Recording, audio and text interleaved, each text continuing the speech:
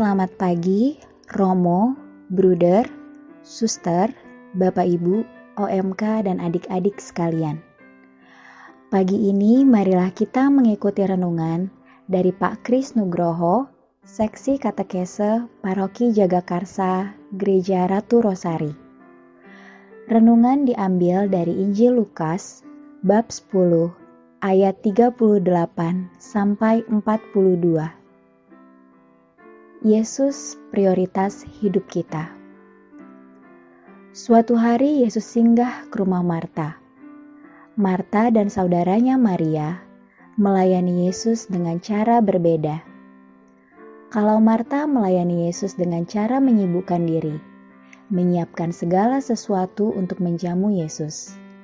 Saudaranya Maria memilih cara yang sesuai dengan suara hatinya, yaitu duduk bersimpuh di kaki Yesus sambil mendengarkan perkataan Yesus. Kedua perempuan ini sama-sama melakukan pelayanan yang baik sesuai perangai mereka masing-masing. Mereka ingin agar tamunya Yesus merasa senang dan betah selama berada di rumah mereka. Dari pandangan ini, dua-duanya baik dan benar. Mereka hendak membuat Yesus sebagai tamu merasa senang.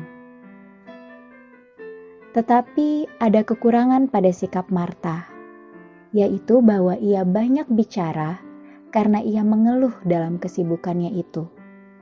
Ia merasa bahwa ia telah berbuat maksimal dalam melayani Yesus, namun merasa bahwa pelayanannya lebih baik daripada pelayanan yang dilakukan oleh saudaranya Maria. Seandainya saja Marta tidak membebani pikiran dan hatinya sendiri dengan pikiran negatif terhadap saudaranya itu, Yesus tidak akan mengkritiknya. Marta mengharap Yesus agar meminta Maria untuk membantu dirinya.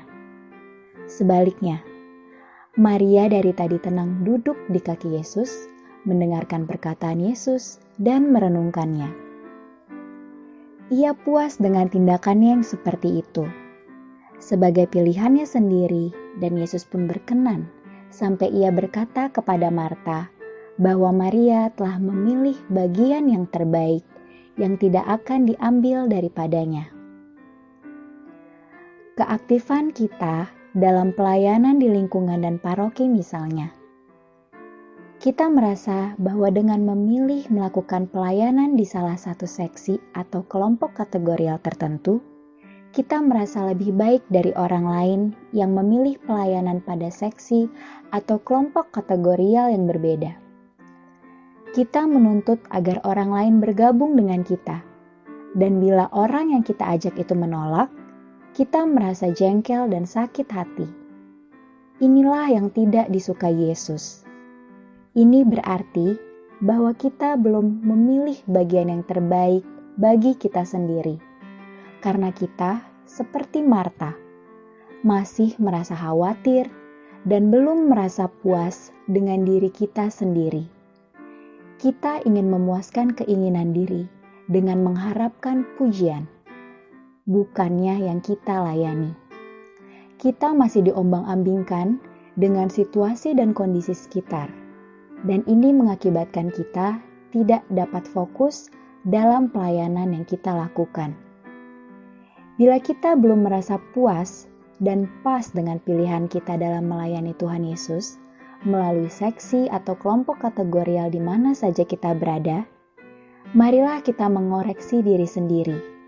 Apakah dalam pelayanan kita masih berpikir negatif terhadap pelayanan orang lain? Setiap orang dikaruniai karisma masing-masing untuk melayani Tuhan dan sesama. Seperti kata Rasul Paulus, ada rupa-rupa karunia, tetapi satu roh. Dan ada rupa-rupa pelayanan, tetapi satu Tuhan. Dan ada berbagai-bagai perbuatan ajaib, tetapi Allah adalah satu yang mengerjakan semuanya dalam semua orang.